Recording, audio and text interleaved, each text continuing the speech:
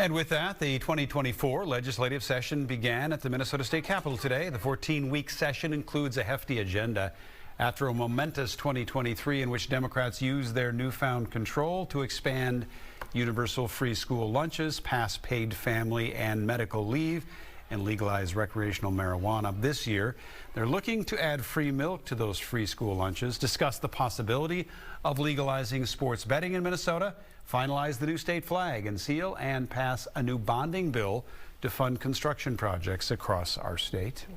That's on top of fast-tracking legislation to fix a law enacted last year that limited the powers of school resource officers. You may recall a number of departments pulled officers from the schools after the tightening of restrictions on restraining students. Bills in both the House and Senate would clarify that officers are not subject to the same restrictions as school employees. They would also create new training requirements. There's other language in there specific to law enforcement that allows them and adds a little bit of clarity, some of the clarity they've been asking for, that allows them to do the job they need to do to keep kids safe, keep teachers safe, and not think that it's going to lead to something that in the past would not have been an issue. Within the last few hours, we learned the bill passed its first House committee, though it has several more to go through. A Senate hearing is scheduled for Wednesday with a first floor vote possible as soon as next week. In the meantime, our Rose Schmidt dug deeper into the impact the absence of school resource officers has had. And Rose joins us live now with more on what districts say they've experienced. Rose?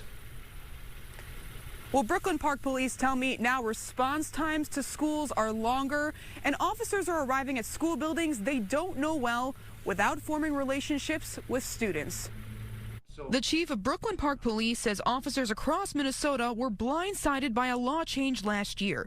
It meant legally his school resource officers didn't know whether they could intervene in fights or physically restrain students if necessary. In one particular case, an officer had trespassers on the property and couldn't get them removed because they were not meeting the threshold of being able to use any type of contact or force. They refused to leave, and he really became so frustrated he just said, "I'm not doing this anymore." In September, Chief Mark Bruley pulled his 6 SROs from Anoka-Hennepin School District and Osseo area schools. Well, the difference is now our patrol officers, our police officers patrolling the streets are responding to 911 calls at our schools. We average about 3 911 calls a day to our schools, where those calls would have gone right to an SRO. Osseo officials say each officer has spent time cultivating positive relationships within our school communities, and they're very missed. Meanwhile, Anoka-Hennepin, the state's largest district, says the city of Coon Rapids has returned SROs to 4 schools, but that's the extent of the coverage at this time.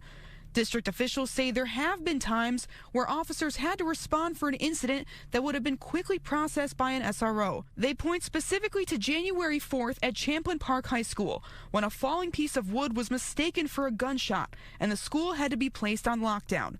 Administrators say if there was an SRO in the building, the incident would have been avoided. Chief Bruley agrees, but notes he is encouraged by the new proposal unveiled at the Capitol Monday. It is clear to me that they know that they need the clarity around this. The Minnesota Chiefs of Police Association tells me at the peak of this issue last fall, nearly 40 agencies pulled their SROs from the schools, but many of them have since returned. Reporting live in Brooklyn Park, Rose Schmidt, Fox 9.